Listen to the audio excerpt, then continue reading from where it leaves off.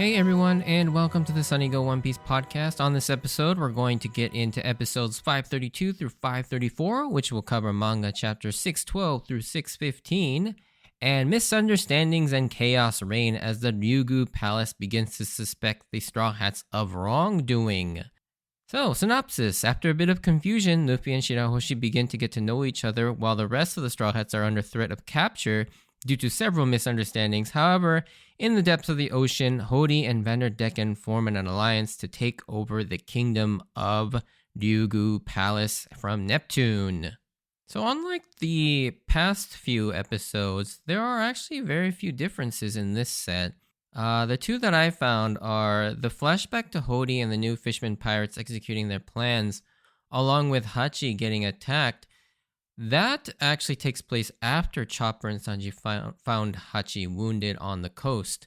And so in the manga, it's basically they find Hachi and then it flashes back to how he got hurt. Whereas in the anime, it's basically told chronologically where they show Hachi being attacked by Vanderdecken and then he washes up on shore, as well as Chopper and Sanji finding him at that moment.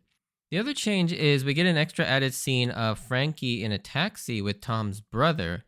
Now, this scene is only in the anime, as we don't get to see Tom's brother in the manga until later in their full reveal. And that's why, so in the anime, we don't actually see their face because of the fact that we're not actually supposed to have met this character yet. But yeah, that's it for the differences. So let's get into the episodes and my thoughts around them. So, as we return from the end of the last podcast episodes, we're finally introduced to the mermaid princess herself, Shirahoshi. But before we get to really dive into her character, episode 532 starts us off by having the circumstances of the character's struggles fleshed out with a more formal introduction of Vanderdecken the Ninth, who is the current captain of the Flying Pirates. We also know that he has some sort of an obsession with the princess, who displays the trait of a true stalker as he kind of lusts after her. But if he can't have her, then no one can, and he's willing to kill her for it, which is a every bit as disturbing, creepy, and unhinged, and any other bad adjective you can think of. And what makes this even worse is that you later find out that he's been at this for 10 years now. So that means he was trying to basically get together with a literal child who was 6 years old at the time. Which, when you look at Fishman Island and the arcs going forward in the post-time skip, you will see a bit more of sort of these like more mature and darker subject matter get introduced more and more compared to the silliness of the pre-time skip era. Now, I'm not saying that pre-time skip didn't have dark or mature subject matter, nor is the post-time skip devoid of fun and silliness. But you can clearly see and sense a shift here with more intense characters, far more mature and darker stuff portrayed at the forefront rather than just kind of being referenced or sort of alluded to. For example, with the Fishmen and the themes of slavery and racism, in the East Blue Saga, it was alluded to and referenced with Arlong, but the main focus of that story was about Nami and her struggles with Arlong.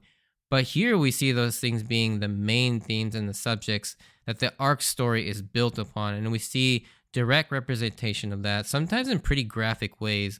And in a way, the story is kind of maturing a little bit with its audience, kind of like how Harry Potter did with its story as it went on throughout the books. But yeah, so Vanderdecken is a truly messed up dude. He's probably one of the most messed up characters in the entire series. It's almost uncomfortable. He is so messed up in so many ways of just how he shows love for Shirahoshi by delivering a massive axe with a rose printed on it. However, I did find the beginning of the scene pretty funny with Waratsumi's like huge size, making it seem like he's like a little child holding the Flying Dutchman on a string, almost like it's a balloon. But getting back to Luffy and Shirahoshi, we see her freaking out and scared because an unknown person is now in her room, with Luffy being at a loss for what to do until that very axe that Vanderdecken just threw moments ago somehow found its way straight to Shirahoshi's chest. But Luffy, again with his quick reflexes, stops the axe and deflects it while saving her life. And with that, we now realize that what was going on with all those weapons embedded in her door were all Vanderdecken's doing, which is most likely due to some devil fruit power that I could have not guessed at all what it was until it's actually revealed, which we'll talk about. But yeah, we go on to learn from Shirahoshi that he is in possession of the Mato Mato no Mi, or the Mark fruit, which allows him to target and never miss anything he touches. Now, this marks, and pun intended, a first for a very unusual pairing of a fishman who has eaten a devil fruit. And that means that this fishman can't swim in water, which is absolutely nuts. But something I think each one of us has kind of wondered whether there would be one of these at some point. And later on, when they get to the Noah and meet Hody to establish kind of their alliance at the end of the episode, you see that he has to sit in a bubble just like humans in order to move around underwater. Oh, and just a quick translator's note, Mato in Japanese is just target or mark. One other funny twist of irony with Vanderdecken and his devil fruit is that he can track multiple targets by assigning one to each palm, but even though he's got a total of 6 limbs as a bull shark fishman, the other 4 limbs happen to all be feet, so he can still only use the 2 palms that he has that like a normal human would if had they eaten the devil fruit. So any advantage he might have gotten with that is completely nullified by the fact that he's got multiple feet instead of multiple hands. Vanderdecken to me is one of those characters that screams unhinged and kind of nuts, to be honest. Like how he later on uses humans and tosses them at Shirahoshi and the Ryugu Palace to try and get one of them to open the gate and let them in. Like those people mostly died on impact slamming into that reinforced door to Shirahoshi's room. And the ones that do survive have to basically fight off royal guards. Like that was basically like a suicide mission. And he did that knowing full well that most of these people would not even make it one bit. And yet they do eventually get to the palace. But man, at what cost though? However, things take a turn for the worse as due to the earlier misunderstandings with the missing mermaids from Caribou's doing, Madame Charlie's fortune as well has landed the Straw Hats in some hot water, again, pun intended. All of a sudden, Luffy is protected by Shirahoshi as she deems Luffy is not a bad guy for saving her life. And there is one particular exchange that I want to draw your attention to that these two have. When Shirahoshi thanks Luffy, she asks him if he's a bad guy, and Luffy takes a second and replies, "I'm not sure, you decide." And this is particularly unique and an important theme in the Fishman Island arc, but based on recent events in the most current chapters as of 11-17 might also very well be important to the whole story. The idea that Luffy doesn't really see himself as a good or a bad guy, but more so it reinforces that theme that labels are kind of misleading and that has basically been building since the very beginning of the story. We circle back around to the idea of pirates being bad and Marines being good as virtually meaningless, and it's more up to the actions that ultimately dictate that person. And, you know, self-proclaimed labels don't have much weight if you can't back them up with, you know, with your actions. And we see this time and time again as the Marines and the world government claim to fight for justice and peace, yet some of them are the most evil and corrupt characters that we've come across.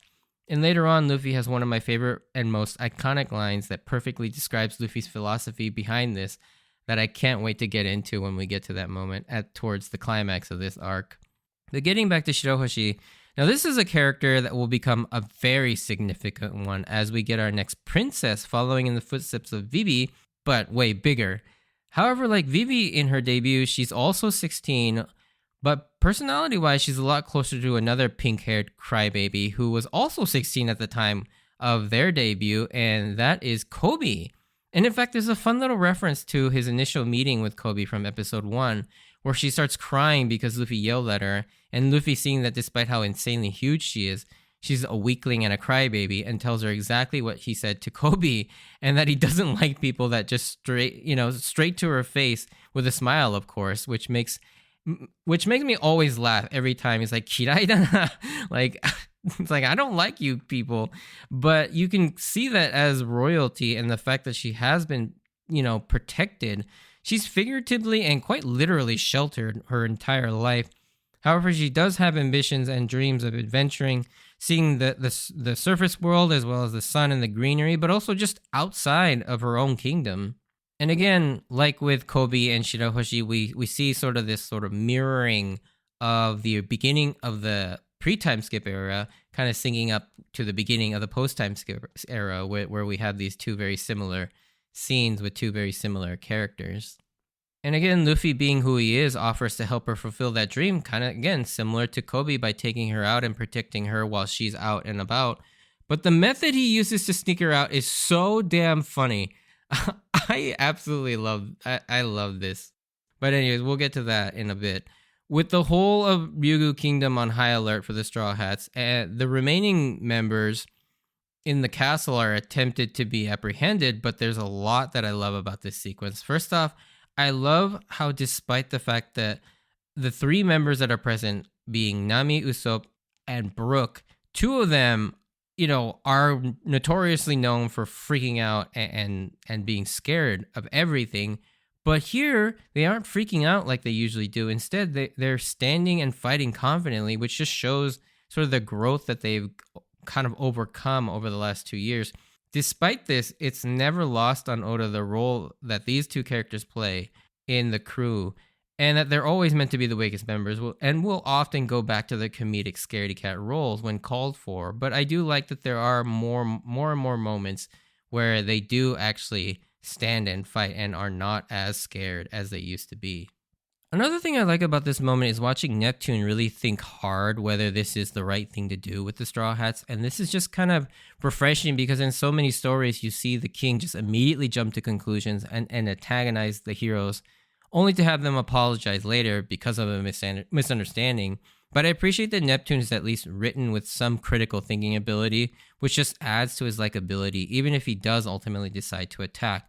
But you understand his rationale because Oda takes the time to show us that he even personally debates the ethics of the whole, the Minority Report / Civil War 2 type debate, whether it's okay to punish and imprison people based on a crime that has only been precognitively prophesized to be committed but hasn't actually happened.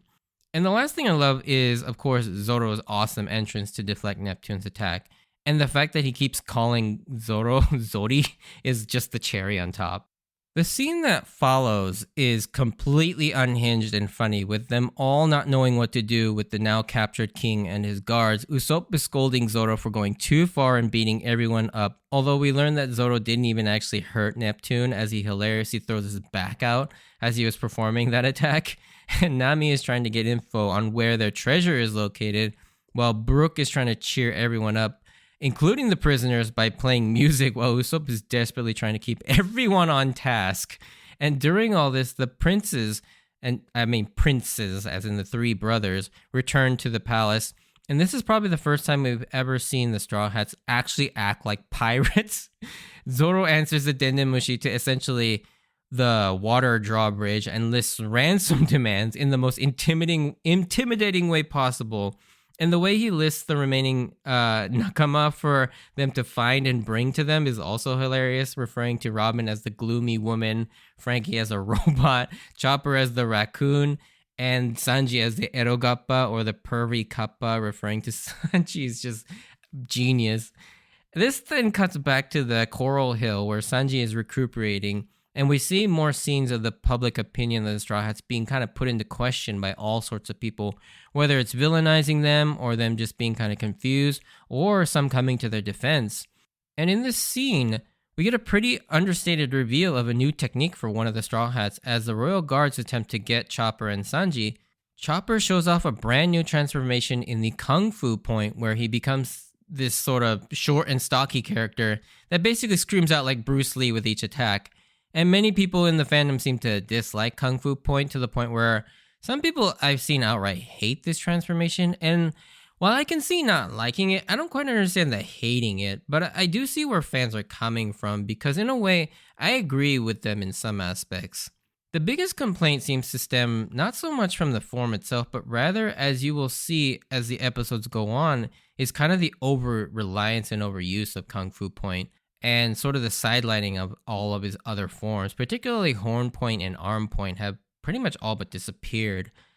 They also do think the design is, I don't think it's dumb, but a lot of people consider it kind of not a very good design.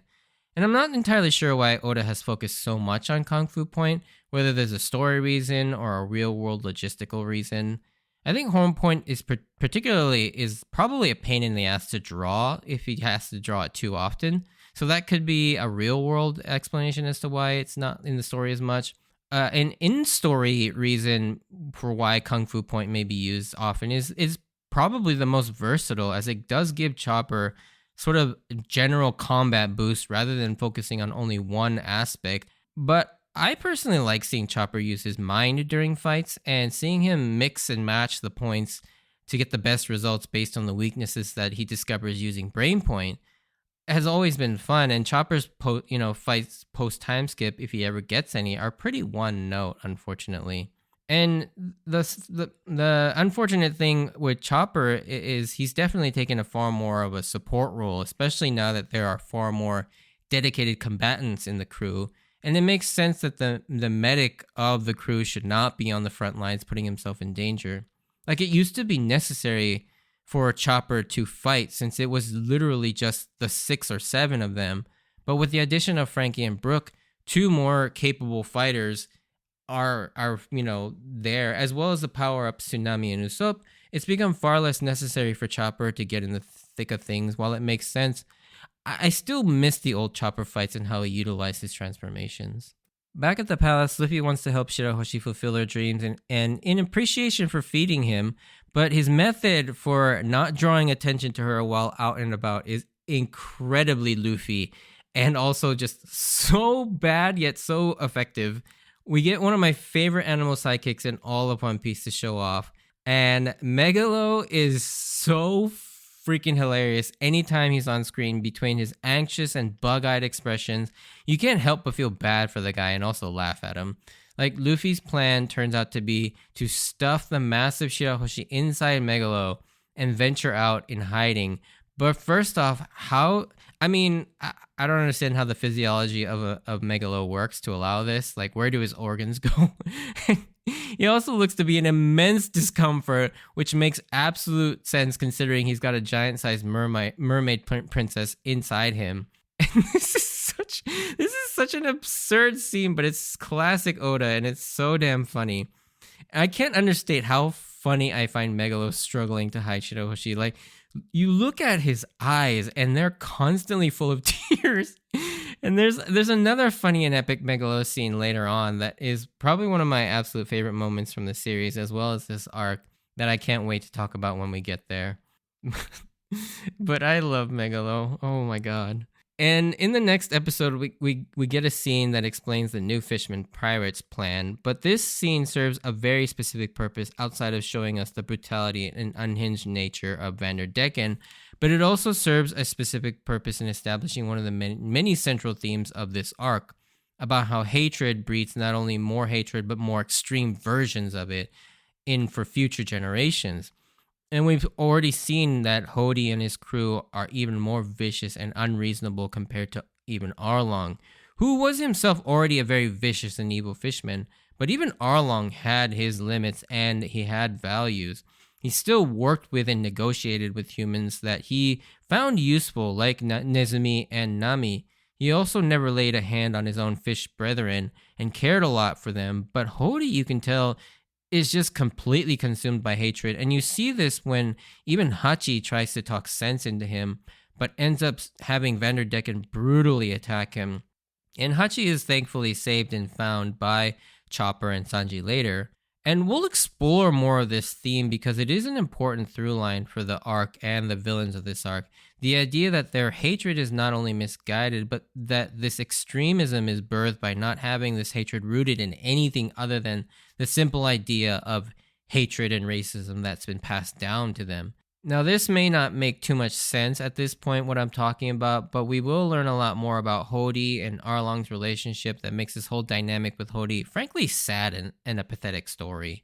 The episodes end with actually quite an emotional and impactful last few scenes as we learn why Shirahoshi wanted so badly to leave the palace tower and head to the sea forest, as we learn that she wanted to go to a grave, and that grave, we learn from Jinbei, as he's paying respects to that grave as well, is none other than Shirahoshi's mother and former queen of the Fishman Island, Queen Otohime.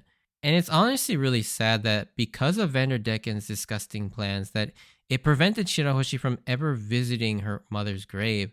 And I particularly love the last few lines we get from Jinbei about how he and the others haven't forgotten her ideals despite her death.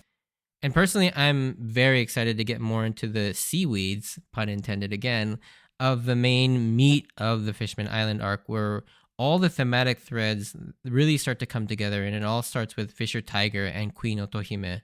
And we still have a few more action beats to get through before we get to that point where we explore these two characters. And yeah, it'll probably be another 2 more podcasts before we get to the flashback, where we see the deeper understanding of Fisher Tiger and Otohime. But if you did enjoy this, send me a like or comment. And if you want to join me on this journey of rewatching One Piece, please consider subscribing. Check out my Instagram and X account at SunnyGo Podcast for updates when I post new episodes. And as always, I wanted to thank you for taking the time out to listen to my podcast. No spoiler section this week, but stay safe out there, and I hope to see you on the next episode. Bye.